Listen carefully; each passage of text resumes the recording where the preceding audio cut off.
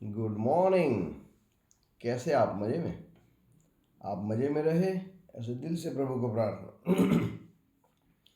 हमारी ऊर्जा हमें खुश रहने में ही खर्च करनी है, क्योंकि खुश रहने से ही इम्यूनिटी बढ़ती है। ये बात बहुत अच्छी है और आप सबको नए साल की खूब खूब बधाई। आप ये नया साल खुश रहे और खुश रहने का ही प्रयत्न करें, चाहे कितनी भी तकलीफ आए। तहे दिल से आपके सब परिवार को नए साल की शुभकामना। ये नया साल हमें तंदुरुस्ती बख्शे, कोरोना से पूरे विश्व को दूर रखे और हम सब भी ध्यान रखें कि वो फिर से ना आए। इस बार माहौल बहुत अच्छा है, सब घूमने जा रहे हैं, शॉपिंग हो रहा है। दिवाली और नया साल सबके लिए बहुत ही अच्छा दिख रहा है और अच्छा ही रहेगा।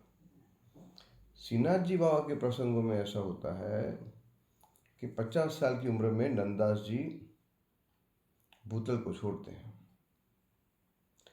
तो सूरदास जी को भी ऐसा मन में लगता है कि मुझे भी ये भूतल छोड़ना चाहिए। तब उनको दुख होता है कि मैंने तो 1.25 लाख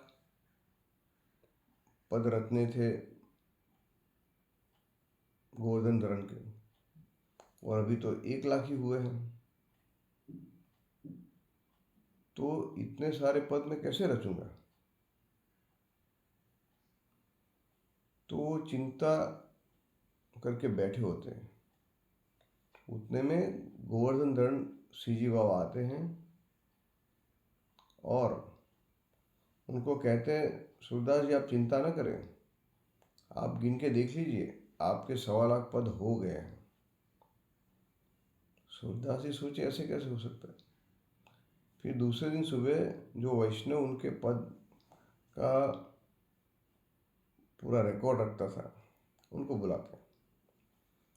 तो जब वो वैष्णव देखते हैं तो वो भी चौकन्ने हो जाते हैं, क्योंकि उनके पदों के बीच में सुरश्याम लिखे हुए बहुत सारे पद थे, और वो गिनने लगे तो 25,000 पद निकले, यानी 1.25 लाख पद हो गए। तो वो वैष्णव भी चौकन्ने हो जाते कि ऐसे कैसे हो सकता है, कल तक तो ये पद थे नहीं, ये पद आए कहाँ से।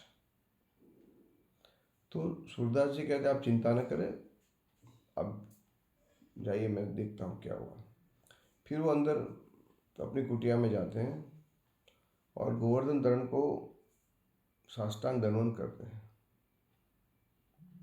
और बोलते हैं कि प्रभु आपने मेरी चिंता दूर की और आपने खुद ने मेरे लिए 25,000 पद की रचना की। धन्य घड़ी धन्य भाग्य। उनकी आंखों में से आंसू बहने लगते हैं। तो ठाकुर जी कहते हैं कि सूरदास जी अब आपका भूतल त्याग करने का समय आ गया है। परमानंदास नंददास तो मेरी निकुंज लीला में आ गए हैं, अब आपको भी आना है। तो सूरदास जी बोलते हैं जैसे आपकी आज्ञा प्रभु।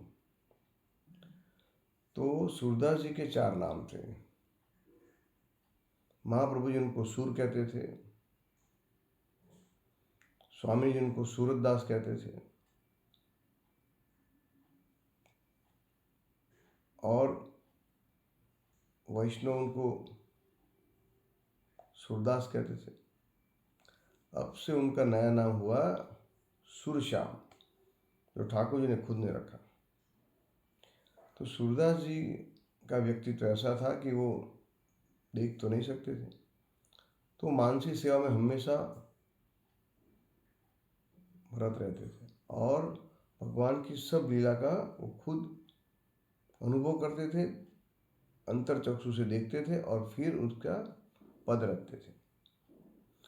तो गोसाई जी ने उनको सेवा नहीं पधराई थी क्योंकि वो उनके लिए पॉसिबल नहीं थी। लेकिन सूरदास जी के पास जो भी वैष्णव जाते उनका वो समाधान करते और उनको प्रभु के नाम में आगे बढ़ने का और प्रभु के मार्ग में आगे बढ़ने का सिखाते।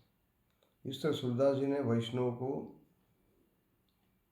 प्रभु नाम और उनकी सेवा का प्रकार बताया। तो ऐसे वैष्णव के लिए दिल से प्रार्थना, और ठाकुर जी हमारे लिए भी नए साल में हमें बहुत सारी आशीर्वाद दे और हमारे तन मन धन और हमारे परिवार और हमारे देश की भी रक्षा करे, ऐसे उनको दिल से प्रणाम। जय Shri Krishna. Good day. All the best.